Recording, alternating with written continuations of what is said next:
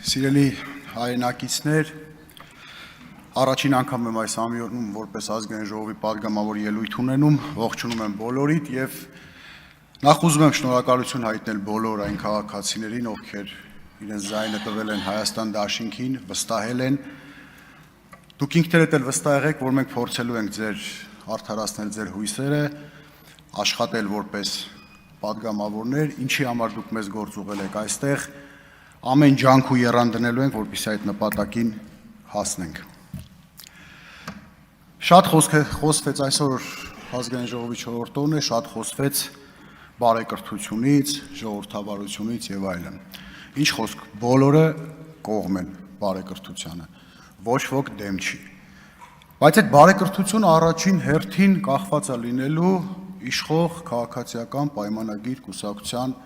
պատգամավորներից, որովհետև դուք եք մեծամասնություն, նախորդ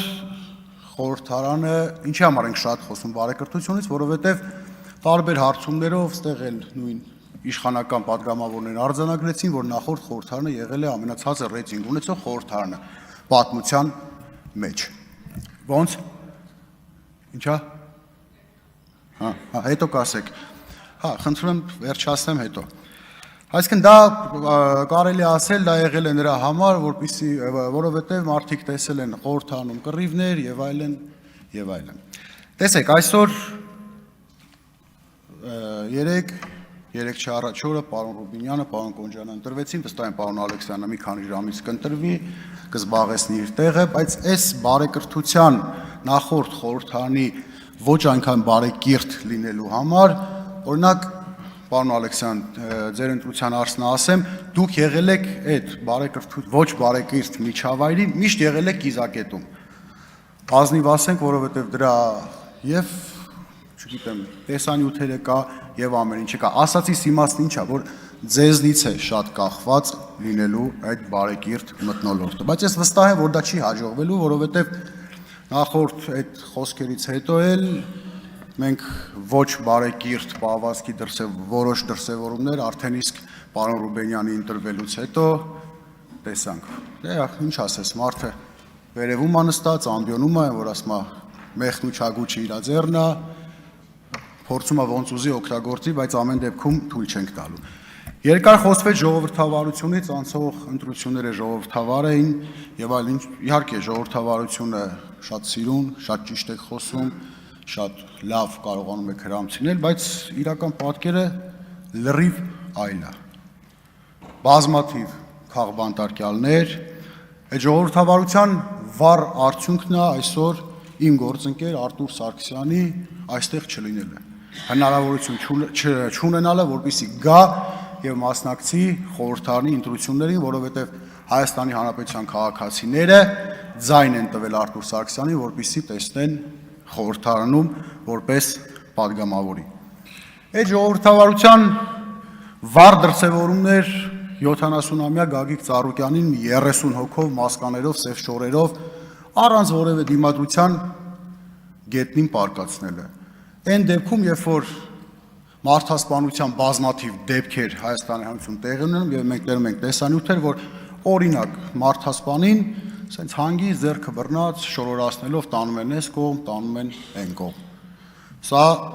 ժողովրդավարություն չի։ Սա ուղղակի չեմ իրավական ասեմ, քաղաքական ասեմ, բեսպրեդելի դրսևորում է։ Այդ ժողովրդավարության վառ ապացույցներ նախընտրական շրջանում նաև ընտրության օրը բազմաթիվ ընդդիմադիր շտաբերի, պետերի, շտաբերի անդամների ձերբակալությունները, այնուհետև կալանավորումները։ Այդ ժողովրդավարության վառ արդյունքն է Ծառուկյանից այսօր գույքերի խլելը, իրավական վենդետա հասկացողություն աշխարհում չկա։ Վենդետա, ինչ իրավական։ Եթե իրավական պրոցեսը դա պիտի լինի արդար, դա պիտի լինի արդարադատություն, դա պիտի լինի օրենքի սահմաններում։ Օրինակ մուլտի վելնեսի, քաղաքապետանը պետությունը վերցրեց, տվել է քաղաքապետանին, Տիգրան Ավինյանը առավոտ գործի գարուց լայվ էր մտի, ասում էր բոլորիդ կոչ եմ անում գալ եւ մարզվել մուլտի վելնեսում։ Օրինակ իմ մոտ տպավորությունն է, որ Գագիկ Ծառուկյանը ասենք ունենար Վարշավիրանոց, Այդ Վարշավ իրանոցը կխլեք ու Տիգրան Ավինյանը կասեր խնդրում եմ բոլորդ գաք ֆենվեք եւ էպիլացիա անեք այս Վարշավ իրանոցում կամ օրինակ ունենար գիշերային ակում սա ժողովրդավարության ձեր ասած ժողովրդավարության դրսևորումն է եւ ամենակարևորը վերջին փոփոխությունը որ դուք 8-րդ գումարման ազգային ժողովի վերջին նիստերի ժամանակ շատ արագ արեցիք հետագայում կխոսենք դրա իրական նպատակն ինչն էր որ ովքեր մի տարվա ընթացքում կարծեմ տարվա կեսը չեն եղել 6 ամիս Հայաստանի Հանրապետությունում իրավունք չունեն ընտրության մասնակցելու։ Կարծում եմ սա հակասահմանադրական է, հետագայում կխոսենք եւ ինձ թվում է ընդդիմադիր ուժերը այս հարցով կդիմեն սահմանադրական դատարան։ Այդ ո՞նց է լինում, որ այդ մարդկանց մենք զորակոչում ենք բանակ, ով չի գալիս այդ մարդուն պատասխանատվության ենք ենթարկում, քրեական գործ ենք հարուցում այդ մարդիկ Հայաստանի Հանրապետությունում մանավանդ վերջին 2-3-4 տարիները ռուս-ուկրաինական պատերազմից հետո փորձում են իրենց միջոցները բերել մեծ զգալի միջոցներ բերել ստեղ բիզնեսներ են դնում, հարկեր են մուծում, բայց որ հերթը հասնում է ընտրությանը, չեն կարողանալու մասնակցել ընտրության, որովհետև բնական է, կարծում եք, որ իրենք ձայն չէին տալու քաղաքացիական պայմանագիր կուսակցությանը, հետագայում նաև դուք պլանավորում եք փոխել սահմանադրությունը, ինձ թվում է սա հենց դրա դրսևորումն է լինելու։ Պարոն Ռուբենյան, այստեղ չպարոն Ռուբենյանը, պարոն Ալեքսանյան, պարոն Գոնջորյան, ես անկեղծ մի բարեկամական խորհուրդ եմ ուզում տալ, չնայած նրան, որ մենք բարեկամներ չենք եւ երբեք չենք կարող լինել, որովհետեւ մենք խորը գաղափարական հակասություններ ունենք մեր պետության անցյալի, մեր պետության պատմության, ներկայի եւ որ ամենակարևորն է մեր պետության ապագայի հետ կապված։ Ամեն դեպքում խորհուրդ կտամ, որպեսզի այն իշխանությանը ծառայելու, կուրորեն ծառայելը երբեք նույնը չի պետությանը ծառայելու համար։ Ձեր դեպքում շատ հաճախ դրանք չեն համընկնում իրար։ Տեսեք, վառ ապացույցն է դրա, օրինակ Ալեն Սիմոնյանը։ Այդ կուրորեն ծառայելը դեռևս քաղաքական ապագա չի երաշխավորում։ 5 տարի Ալեն Սիմոնյանն էր, 5 տարի Ալեն Սիմոնյանը նույն ձևով կուսակցության Նիկոլ Փաշինյանի որոշումները կատարել է, իրականացրել է, բայց այսօր արդեն ազգային ժողովում չէ։ Հետո ձեր ելույթում պարոն Հարությունյան կասեք, ուզում եմ ասեմ, որ շատ հաճախ դա ապագա չի երաշխավորելու, պետք չի քաղաքական ապագա երաշխավոր, պետք է շարժվել սահմանադրությամբ, պետք է Հայաստանի Հանրապետության օրենքներով հետևել։ Ալեն Սիմոնյանը անցնող 5 տարիներին ուղիղ ամենաշատ հակառուսական տրամադրություններ գեներացնող մարկանցից մեկն է եղել Հայաստանի Հանրապետություն։ Այն ինչը Նիկոլ Փաշինյանը չի ասել իր բերանով, ասել է Ալեն Սիմոնյանի բերանով։ Եվ դրա արդյունքը այսօր Հայաստանի Հանրապետության քաղաքացիներն ու գյուղացիներն են, այսպես ասած, քաշում։ Այս տնտեսական Ռուսաստանի հետ կապված սահմանափակումները, վերջերս Նիկոլ Փաշինյանը գնացել էր Արաքս համայնքում մի ձկնաբուծարան, ասում էր, որ տեսեք, այս մարդիկ արտահանում են անում եւ այլն եւ այլն։ Շատ սխալ տեղ էր գնացել, որովհետեւ այդ ձկնաբուծական տնտեսությունը բոլորը գիտեն, 20 տարի արտահանում անում, սև խավիարը արտահանում, Ռուսաստանի ԵԱՏՄ երկրների հետ արտանում երբեք չի արել, ինքը իշխանձուկ չի բուծում,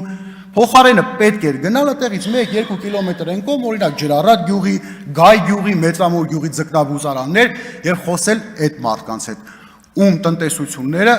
եւ ապագան տնտեսությունների ուղիղ կապված են ԵԱՏՄ-ի հետ։ Տվյալ դեպքում Ռուսաստանի, որովհետեւ ամենամեծ շուկան ԵԱՏՄ-ի դա Ռուսաստանն է։ Այդտեղից կարող էր օրինակ ես կարող եմ տեղերը ցույց տալ, գնալ